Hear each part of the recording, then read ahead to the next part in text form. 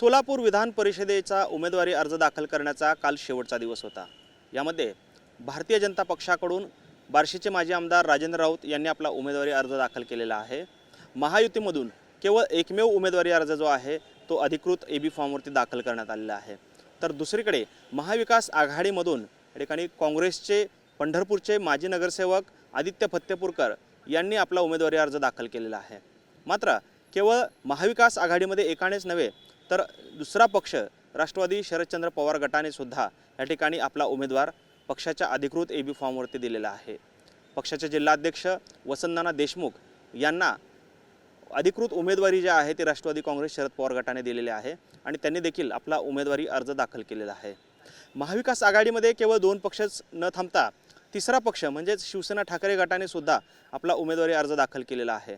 मात्र या उमेदवारांच्या मते आम्ही पक्षाच्या नावावरती अर्ज दाखल केला असला तरी त्याला एबी फॉर्म जोडलेला नाही आहे। एक आहेत बार्शीचे नगरसेवक नागेश अक्कलकोटे आणि दुसरे कुर्डुवाडीचे नगरसेवक धनंजय डिकोळे या दोघांनीही आपला उमेदवारी अर्ज जो आहे तो दाखल केलेला आहे। मात्र या दोघांनाही पक्षाकडून एबी फॉर्म जो आहे तो अधिकृतपणे देण्यात आलेला नाही। मात्र असं असलं तरी महाविकास आघाडीमध्ये कुठेतरी बिघाडी झाली आहे का असा देखील प्रश्न या निमित्ताने उपस्थित राहिलेला आहे। कारण महायुतीमध्ये केवळ एकमेव राजेंद्र राऊत यांचा उमेदवारी अर्ज जो आहे तो दाखल झालेला आहे। अर्थात शिवसेना शिंदे गटाचे नेते रमेश बारसकर त्याचबरोबरीनं दुसरे नेते महेश नाना साठे यांनी देखील आपला उमेदवारी अर्ज जो आहे तो दाखल केलेला आहे। मात्र ही उमेदवारी पक्षाच्या कुठल्याही चिन्हावर नसून किंवा अधिकृत एबी फॉर्मवर नसून अपक्षपणे उभारण्यात आलेली आहे। त्यामुळे महाविकास आघाडी असेल किंवा महायुती असेल दोघांमध्येही वातावरण फारसं आलबेल आहे असं दिसत नाही आहे। काहीतरी अंतर्गत धुसफूस जी आहे ती या ठिकाणी समोर येताना पाहायला मिळते। शिवसेना शिंदे गटाकडून मोहोळचे माजी नगराध्यक्ष आणि नगरसेवक रमेश बारसकर यांनी आपला उमेदवारी अर्ज दाखल केलेला आहे। त्याचबरोबर केवळ उमेदवारी अर्ज दाखल नाही केलेला तर पालकमंत्र्यांवर टीका करत त्यांनी आपला उमेदवारी अर्ज जो आहे तो दाखल केलेला आहे। तर दुसरीकडे शिवसेनेचे लोकसभा संपर्क प्रमुख महेश नाना साठे यांनी देखील आपला उमेदवारी अर्ज दाखल केलेला आहे। त्यामुळे एकंदरीतच महायुतीमध्ये जरी उमेदवार अधिकृत पक्षाच्या चिन्हावर एकच असला तरी शिवसेना शिंदे गटातल्या दोन नेत्यांनी आपला उमेदवारी अर्ज दाखल केल्यामुळे भाजपला त्याचा कुठेतरी फटका बसण्याची शक्यता नाकारता येत नाही। कारण मोहोळचे रमेश बारसकर त्यांच्याकडे तिथली नगरपालिका जी आहे ती त्यांच्याकडे आहे। याशिवाय महेश साठे हे खरं तर ग्रामीण भागातून येतात, पंढरपूरमधून येतात, त्यांच्याकडे सुद्धा मोठी संख्याबळ असल्याचा त्यांचा दावा सातत्याने समोर येते आणि त्यांना विशेष म्हणजे सिद्धाराम मेत्रे यांच्या ताब्यात असलेली दुधनी नगर परिषद जी आहे तिथल्या नगरसेवकांचा पाठिंबा जो आहे तो महेश साठेंना दिलेला आहे। त्यामुळे एकंदरीतच महायुतीमध्ये राजेंद्र राऊतांना थोडंसं कष्ट घ्यावं लागणार आहे। तर दुसरीकडे महाविकास आघाडीत सध्या बिघाडीचं चित्र जे आहे ते पाहायला मिळाले।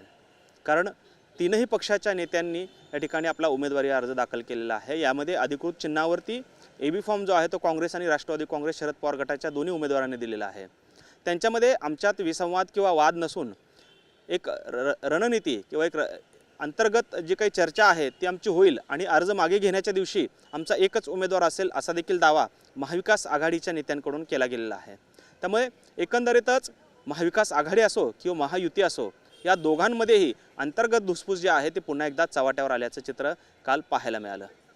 अर्थात आज छाननीचा दिवस आहे आणि या छाननीमध्ये कोणाचे अर्ज राहतात, कोणाचे बाद होतात हे पाहणं देखील महत्त्वाचं ठरणार आहे। याशिवाय अर्ज मागे घेण्याची देखील काही मुदत आहे, तोपर्यंत या नेत्यांची समजूत घातली जाते का हे पाहणं देखील महत्त्वाचं ठरणार आहे। मात्र या सर्व प्रक्रियेमध्ये काल महायुतीचे जे उमेदवार आहेत राजेंद्र राऊत यांच्यासोबत स्वतः पालकमंत्री जयकुमार गोरे असतील, त्याचबरोबरीनं जिल्ह्यातले महायुतीचे सर्व आमदार जे आहेत ते सोबत होते। आणि यामध्ये एक विशेष बाब म्हणजे महाविकास आघाडीचे दोन आमदार जे आहेत ते देखील राजेंद्र राऊत यांच्या उमेदवारी अर्ज भरण्यासाठी उपस्थित होते। त्यामुळे एकंदरीतच राजकीय चर्चांना जे आहे ते मोठं उधाण काल आलेलं होतं आणि दुसरीकडे महाविकास आघाडी कशा पद्धतीने कमकुवत आहे हा दाखवण्याचा प्रयत्न देखील भाजपने काल आपल्या कृतीतून केल्याचं पाहायला मिळतं आहे। एकीकडे महाविकास आघाडीचे नेते म्हणत आहेत की शेकाप, शरद पवार गट हे सर्वच आमच्या सोबत आहेत, मात्र त्या दोन्ही पक्षांचे आमदार जे आहेत ते मात्र भाजपच्या उमेदवाराच्या अर्ज भरण्यासाठी उपस्थित राहिल्याचं पाहायला मिळालं। त्यामुळे एकंदरीतच महाविकास आघाडीचा अंतर्गत जो काही कमकुवतपणा आहे तो देखील या निमित्ताने समोर आल्याचं पाहायला मिळालेलं होतं. तर दुसरीकडे शिवसेना शिंदे गटाने अर्ज भरल्यामुळे महायुती देखील फार काही अलबेल आहे असं देखील चित्र नसल्याचं या निमित्ताने पाहायला मिळालेलं आहे. खरं तर यात महत्त्वाची गोष्ट म्हणजे ज्या ताकदीनं भाजपच्या उमेदवारासाठी सर्वच जिल्ह्यातील नेते जे आहेत, प्रमुख नेते जे आहेत, विशेषतः पालकमंत्री स्वतः जातीनं हजर होते. दुसरीकडे महाविकास आघाडीमध्ये मात्र या ठिकाणी सोलापूर लोकसभेच्या काँग्रेसच्या खासदार परिणिती शिंदे या त्या ठिकाणी फिरकलेल्या पाहायला मिळत नव्हतं. त्यांच्या उमेदवारांनी अर्ज दाखल केला, मात्र त्या स्वतः कुठेही आल्या नाहीत. किंबहुना त्यांनी सोशल मीडियावर एक पोस्ट देखील या संदर्भातली केली नाही. तर दुसरीकडे राष्ट्रवादी काँग्रेस शरद पवार गटाचे माढ्याचे खासदार धैर्यशील मोहिते पाटील हे देखील अर्ज भरण्यासाठी आपल्या कोणत्याही उमेदवारासोबत आलेले पाहायला मिळाले नाहीत. त्यामुळे एकंदरीतच महाविकास आघाडीतल्या अंतर्गत धुसफुसीचा परिणाम या ठिकाणी पाहायला मिळाला आहे का, याबाबत देखील मोठी चर्चा निर्माण झालेली आहे. त्यामुळे एकंदरीतच या सर्वच प्रक्रियेमध्ये खरं तर महाविकास आघाडी जी आहे ती जरी पुढे असली तरी महाविकास आघाडी ही त्या ताकदीनं समोर येताना दिसली नाही. त्यांच्यातच अंतर्गत वाद असल्याचं देखील पाहायला मिळालं. तर दुसरीकडे महायुतीने मात्र मोठ्या प्रमाणात शक्ती प्रदर्शन करत शिवसेना शिंदे गटाच्या खासदार ज्योती वाघमारे यांना सोबत घेऊन हा उमेदवारी अर्ज दाखल केला. त्यामुळे मतदारांना जो मेसेज देणं आहे तो या माध्यमातून त्यांनी केल्याचं पाहायला मिळालं. आगामी काळामध्ये नक्की निवडणुकीत काय ट्विस्ट येतोय हे पाहणं देखील आता महत्त्वाचं ठरणार आहे. कॅमेरामन विनोद उमनाबादकरसह सागर सुरवसे, TV9 मराठी, सोलापूर.